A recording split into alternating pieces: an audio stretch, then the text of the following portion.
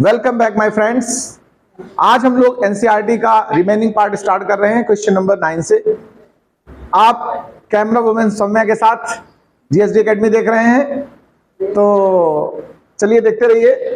Question 4.9 मैं एक बार read करके इसको एक्सप्लेन कर देना चाहता हूं। A square coil of side 10 centimetre. देखिए कॉइल का जो स्ट्रक्चर है क्वेश्चन के अकॉर्डिंग स्क्वायर है और इसकी साइड लेंथ कितनी बता दी क्वेश्चन ने, 10 सेंटीमीटर। अब हम जब इस डेटा का यूज करेंगे तो सेंटीमीटर को हम कन्वर्ट करेंगे इसमें मीटर्स में। ओके, अच्छा चलो एक वैल्यू तो नोट हो गई। Consist 20 turns. How many number of turn? 20 turn. Okay, carries a current of 12 ampere. I हो गई हमारे पास कितनी, 12 ampere. Okay, the coil is suspended 12 अच्छा 12 current is 12 ampere. Okay, the coil is suspended vertically and the normal to the plane of the coil makes an angle 30. जो 30 बना है plane के साथ, वो एंगल जो है वो कितना हमारा यहाँ पर है, 30 degree. Okay, with the direction of uniform horizontal magnetic field. Field का मैग्नीट्यूड भी नोट कर लीजिए। बी हमें कितना गिवन देखो, 0.80 Tesla. What is the magnitude of torque experience by coil. हमें टॉर्क फाइंड करना है। एक बार फिर सुनिए जो डेटा है इसको एक्सप्लेन कर देना चाहता हूं मैं। एक स्क्वायर कॉइल है जिसमें 10 सेंटीमीटर उसकी लेंथ है। क्या आप इससे एरिया नहीं फाइंड कर सकते हो, बताओ। एरिया होता है L इंटू बी। बोलो भाई। अब जैसे स्क्वायर है तो साइड स्क्वायर भी कर सकते हो आप। तो 10 इंटू 10 यानी 100 सेंटीमीटर स्क्वायर आया है। बट अगर इसको एसआई में कन्वर्ट करें, एमकेएस में, सेंटीमीटर स्क्वायर को रिमूव करने के लिए 10⁻⁻4 से मल्टीप्लाई करते हैं। देखो सेंटीमीटर होता है तो 10⁻⁻2 से, स्क्वायर अगर है तो 10⁻⁻4 से मल्टीप्लाई करेंगे तो ये बन जाएगा मीटर स्क्वायर। एरिया हमारे पास है। नंबर ऑफ टर्न गिवन है, देखिए कितने गिवन है, 20। करंट हमारी 12 एम्पियर है, आई की वैल्यू 12 है। Coil is suspended vertically. Coil का जो सस्पेंशन है वर्टिकली है। Normal and normal to the plane. जो प्लेन का नॉर्मल है, देखो एरिया वेक्टर हमेशा प्लेन पर नॉर्मल होता है, तो यानी एरिया वेक्टर की डायरेक्शन बी के साथ 30 डिग्री बना रही है। टॉर्क का फॉर्मूला आपको लर्न होना चाहिए, मैंने सिखाया था। Tau is equal to NIAB sine theta. अगर नहीं लर्न है तो प्लीज लर्न कर लें। ये कल के क्लास में डिस्कस भी हुआ था, 2-3 बार डिस्कस हुआ है। टॉर्क का फॉर्मूला क्या होता है, विदाउट साइन थीटा। वो तब होता है जब रेडियल कंपोनेंट यूज करें, ठीक है। अच्छा, बिना साइन थीटा। अच्छा, इसको शॉर्टली तैयार किया तुम लोगों ने, ठीक है, बहुत बढ़िया। इसको ऐसे भी याद कर सकते हैं, ये तो ट्रिक हो गई भाई, वाह वाह वाह, वेरी गुड। तो इसको याद कर सकते हैं बिना साइन थीटा। क्या याद कर सकते हैं, बिना साइन थीटा। आईएन की वैल्यूज रखते हैं हमारे पास, क्या सब वैल्यू है, टोटल डेटा है हमारे पास। तो बी की वैल्यू कितनी है जरा देखो, हाउ मच। बी की वैल्यू 0.80 बी है। करंट देखिए कितनी है, 12, और नंबर ऑफ टर्न कितने हैं, 20। एरिया अभी हम लोगों ने देखो पीछे निकाला है कैलकुलेशन में, देखो 100 इंटू 10⁻⁻4 है एरिया की वैल्यू, वो रख दीजिए 100 इंटू 10⁻⁻4। और एक चीज, साइन थीटा, थीटा 30 है तो साइन 30 आ जाएगा यहाँ पर कि नहीं आ जाएगा, बताओ। अब इसको मुझे सॉल्व करना है, तो एक काम करो, डेसिमल हटा दो, नीचे 2 डिजिट है यहाँ पर देखिए 80, तो इसलिए 2 डिजिट की वजह 2 जीरो आ गए, 0 इससे कैंसिल हो कर दीजिए। अब जो वैल्यूज है उसको नोट करता हूं मैं, 80 है, 12 है, 20 है और 10⁻⁻4। और साइन 30 वैल्यू आपको पता है 1/2 होती है। इस 2 से 20 को कैंसिल कर दीजिए, 2 1 जा 2, 2 10 जा 20। ओके, अब देखिए मैं जीरोज एक साथ कलेक्ट कर रहा हूं, एक जीरो ये है और एक जीरो ये है। इससे -4 में से +2 हो जाएंगे तो माइनस का 2 बचेगा। बचा नंबर हमारा 8, 12 और 10 टू द पावर बचेगा -2। 12 8 जा किसी को आता है, 1 कितना होता बताओ, 96। 10 टू द पावर -2।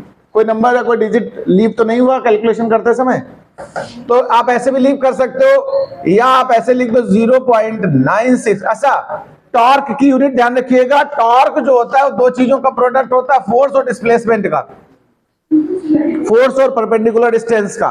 तो इसको हम लिख सकते हैं न्यूटन इंटू मीटर। जब टॉर्क की यूनिट लिखने का नंबर आए तो आपको क्या लिखना है, न्यूटन इंटू मीटर। ये क्वेश्चन नंबर 9 हो गया, नोट कर लीजिए। चलिए क्वेश्चन नंबर 10 की बात करेंगे। सभी लोग ध्यान देंगे, अगर आपने कल की क्लास की थ्योरी अटेंड की होगी तो मुझे लगता है आप बहुत इजीली समझ पाएंगे। अगर ये 10 नंबर क्वेश्चन न समझ में आए तो प्लीज आप लोग क्या करिएगा, जो मैंने प्लेलिस्ट में डाल दिया है आपका गैल्वेनोमीटर मूविंग कॉइल, उसका सेंसिटिविटी वाला सेक्शन यानी लास्ट में, वीडियो के लास्ट के 5 मिनट्स जरूर वॉच कर लीजिएगा, तो इसको समझ पाएंगे। देखिए जरा ध्यान से सुनना। 2 moving coil meters M1 and M2 have the following particulars. देखिए दो हमारे पास डिवाइसेस हैं, उनकी कुछ वैल्यूज है। रेजिस्टेंस पहले का कितना है 10, ये तो सब गिवन है, इसको दोबारा नोट करने की क्या जरूरत है, आप विजिबल तो कर ही पा रहे होंगे। देखो R1 है 10 ओम, नंबर ऑफ टर्न हो गए 30 फर्स्ट में, और एरिया भी गिवन है और बी गिवन है। देखिए ये फर्स्ट डिवाइस के लिए हो गया आपका, इतना डेटा किसका है, फर्स्ट डिवाइस का, और ये बचा हुआ डेटा किसके लिए, सेकंड डिवाइस के लिए। हमसे जो क्वेश्चन डिमांड करा अब हम उस पर बात करेंगे। हमारे पास क्वेश्चन, अच्छा एक चीज और, the spring constants are identical for 2 meters. Okay, spring constant हमारा जो पर यूनिट ट्विस्ट के लिए यूज किया था C, वो है, वो दोनों के लिए सेम है। अच्छा क्वेश्चन से डिमांड क्या कर रहा है, determine the ratio of current sensitivity. पहले नंबर पे किसकी रेशियो पता करना तुम्हें, करंट सेंसिटिविटी का। अच्छा करंट सेंसिटिविटी का हमने फॉर्मूला आपको याद है, SI सिखाया था। इसका फार्मूला था तो 5/I या फिर NAB/C, याद है, देख लीजिए, आप पेज पलट कर देख सकते हो। ये हमारी करंट सेंसिटिविटी है। तो चलिए SI की बात कर रहा था मैं। SI is equal to number of turn कहां है, देखो हाउ मेनी टर्न फर्स्ट में, देखो या आप चाहे ऐसे लिख दो, पहले सफिक्स लगा करके N1 A1 B1 अपान C कॉमन है इसलिए हम ये SI1 का ले रहे हैं फर्स्ट कॉइल का, और फिर SI सेकंड का ले लो, SI1 SI2, तो ये हो जाएगा N2 A2 B2/C। C दोनों का सेम है। अब C को कैंसिल कर लीजिए, देखिए तो SI1/SI2। N1 number of turn first में कितने हैं 30, एरिया कितना है फर्स्ट वाले का 3.6 10⁻³ बी हमारा फर्स्ट वाले का B1 कितना है 0.25 टेस्ला। अच्छा सेकंड वाले के सब डेटा उठाइए। सेकंड वाले में N2 है 42, एरिया 1.8 10⁻³ और ये B2 कितना है देखो 0.50। अब इसे सिंप्लीफाई कर देना है। आप यहां पर देखो 2 डिजिट डेसिमल है, कैंसिल करिए, 1 डिजिट डेसिमल यहां कैंसिल करिए। 18 1 जा 18, 18 2 जा कितना होता है 36 होता है कि नहीं होता है। पावर्स ये कैंसिल हो गई कि नहीं कैंसिल हो गई। 25 1 जा 25 2 जा आ गया कि नहीं आ गया। 2 से ये 2 कैंसिल हो गया कि नहीं हो गया, बताओ। अब हमारे पास जो नंबर्स बचे, ऊपर क्या बचा देखो 30 बचा कि नहीं बचा, और नीचे क्या रिमेनिंग पार्ट देखो 42, इसके अतिरिक्त कुछ बचा क्या, नो मोर रेस्ट। इसका रेशियो आप डिवाइड कर लीजिए, कितना 6 कट जाएगा, 6 5 जा और 6 7 जा 5:2। तो S1 का SI1 रेशियो SI2 बनेगा 5:7। देखिए सेंसिटिविटी का रेशियो निकल आया है, कौन सी 1:4। तो देखो हमारा जो ये रेशियो निकला है SI1/SI2 निकल आया, यानी फर्स्ट मीटर का सेकंड के साथ। लेकिन हमारा जो क्वेश्चन डिमांड कर रहा है, जरा देखना भाई, वो क्या डिमांड कर रहा है M2/M1। तो इसको निकाल करके आप इसका रेसिप्रोकल कर दें, तो SI2/SI1 या M2/M1 नाम दे दो आप। अगर आप सफिक्स में देना चाहें तो करंट सेंसिटिविटी को ऐसे भी सिंबल दे सकते हो, रिवर्स कर दो। तो ये देखो 7/5 हो गया। आप चाहें तो ऐसे ही लीव कर दें, रेशियो 7:5, या आप डेसिमल में कन्वर्ट कर दो, 5 1 जा 5, कितना बचा 2 बचा कि नहीं बचा, तो 20 हुआ। तो 5 4 जा 20, यानी जो रेशियो आया दोनों का वो कितना आया 1.4:1 M2/M1 अगर करेंगे, क्योंकि क्वेश्चन की डिमांड के अकॉर्डिंग हमें आंसर छोड़ना है।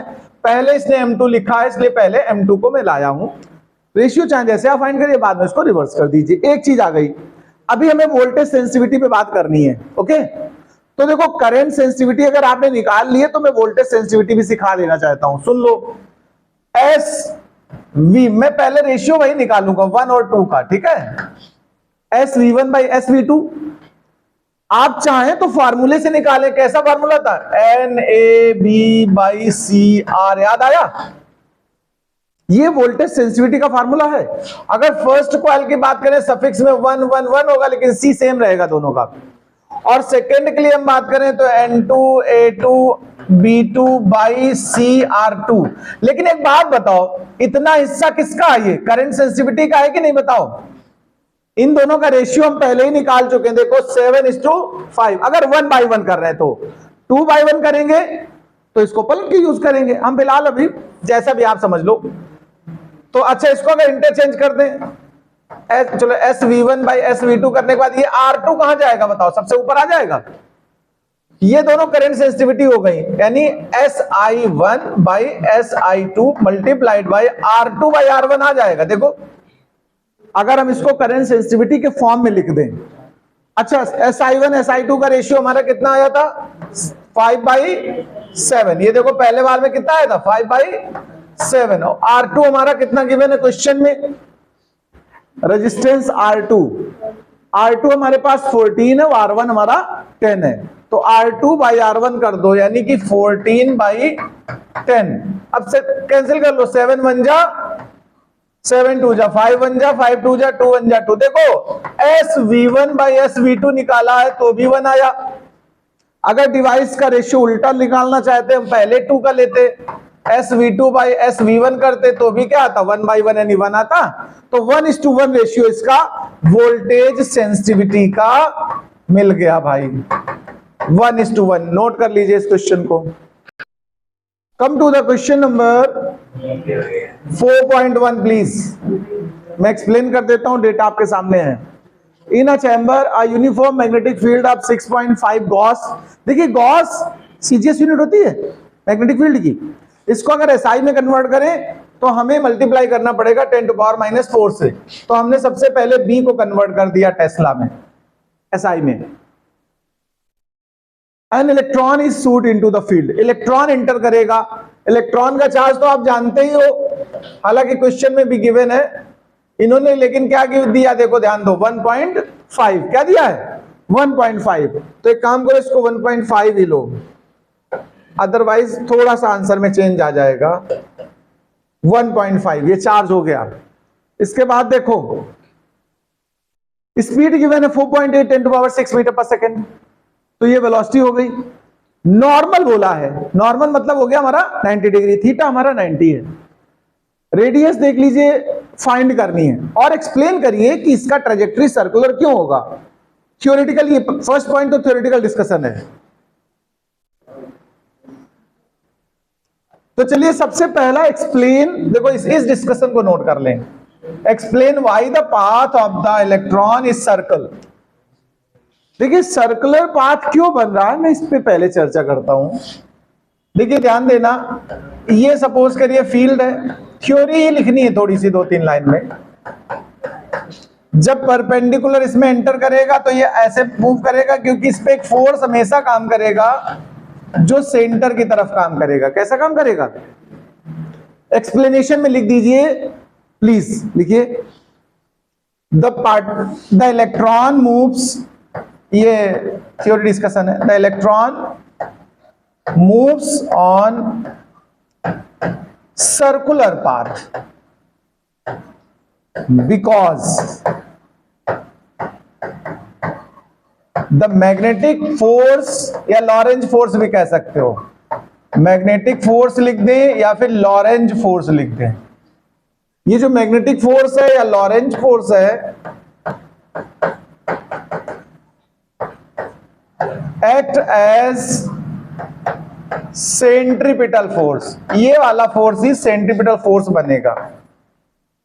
सो इलेक्ट्रॉन मूव ऑन, हाँ बस सो आगे करने की जरूरत नहीं। अब इसका एक फॉर्मूला डिस्कस कर देते हैं। यानी कि जो लॉरेंज फोर्स होता है वो क्या होता है? QVB होता है कि नहीं होता बताओ। और साइन थीटा यहां पर 90 है थीटा, और ये बन जाता है mv स्क्वायर बाई आर। ये डिस्कशन जब लिखेंगे तो ही क्वेश्चन को कंप्लीट कंसीडर होगा। तो बना हमारा q v B is equal to m v square by R, एक वी कैंसिल होगा, आर इज इक्वल टू बनेगा m v by q B. ये तो किसी भी चार्ज पार्टिकल के साथ होगा। अब इलेक्ट्रॉन है तो क्यू को हम सिंबल किसमें लिख देंगे, ई में। For electron q becomes e, तो फिर r is equal to m v by e B. ये तो ट्रेजेक्टरी का रेडियस हो गया। सबसे पहले पार्ट में जो पूछा था क्वेश्चन ने, why it is comes on the circular path. अब हमें इसका रेडियस का मैग्नीट्यूड भी फाइंड करना है। तो चलो जो डेटा गिवन है उसकी हेल्प से हम रेडियस का मैग्नीट्यूड फाइंड करने जा रहे हैं।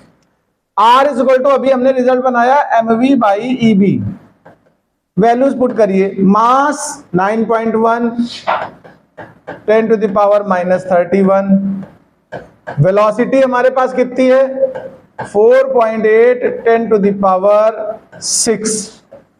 Charge 1.5, 10 to power minus 19। और फील्ड हमारा 6.5, 10 टू द पावर माइनस 4। अब इसको आप सिंप्लीफाई करिए। चलिए डेसिमल सबसे पहले रिमूव करते हैं। 1 और 2 डिजिट नीचे है, 2 डिजिट डेसिमल ऊपर है। 91 into 48 by 15 into 65। 10 to the power arrange करो। माइनस का 31 आपके पास है, ये माइनस 19 और माइनस 4 मिलाओगे तो 23 माइनस का होगा, ऊपर जाकर के प्लस का 23 बनेगा, और 6 पहले से वहां पर प्लस का है, तो 23 और प्लस 6 29 हुआ। तो क्या बचा माइनस का, केवल 2 बचा है। अब इसको आप सिंप्लीफाई कर सकते हैं कि नहीं कर सकते हैं। जब आप कैलकुलेशन करेंगे तो ये ऊपर न्यूमरेटर आ जाएगा 4368 और डिनोमिनेटर हो जाएगा 965। डिवाइड करेंगे अप्रोक्सीमेटली ये वैल्यू आएगी 10 टू पावर माइनस 2, यानी माइनस 2 हटा दीजिए तो इसको सेंटीमीटर्स में लिख सकते हो, तो मीटर्स में आंसर आया है। हाँ ये जरूर है, एनसीईआरटी में जो वैल्यू गिवन है हमारी चार्ज की वो कितनी गिवन है 1.5, जबकि एग्जैक्ट आंसर अगर मैच कराना हो तो 1.6 लेना पड़ेगा। बट जैसा हमें गिवन होगा हम तो उसके अकॉर्डिंग करेंगे। चलो इसको नोट कर लो, फिर हम लोग अगले क्वेश्चन पर आते हैं। क्वेश्चन नंबर 4.12 देख लें प्लीज। इन द एक्सरसाइज 4.11 यानी अब क्वेश्चन के लिए बात कर रहा है, obtain the frequency of revolution. हमें फ्रीक्वेंसी फाइंड करनी है। It's circular orbit, does the answer depend on the speed of electron. Explain करना है मुझे इस बात को। तो चलिए हम लोग फ्रीक्वेंसी की बात कर रहे हैं, वैसे फ्रीक्वेंसी बाद में करेंगे, पहले हम टाइम पीरियड की बात कर लेते हैं। टाइम पीरियड का रेसिप्रोकल क्या होता है, फ्रीक्वेंसी होती कि नहीं होती बताइए।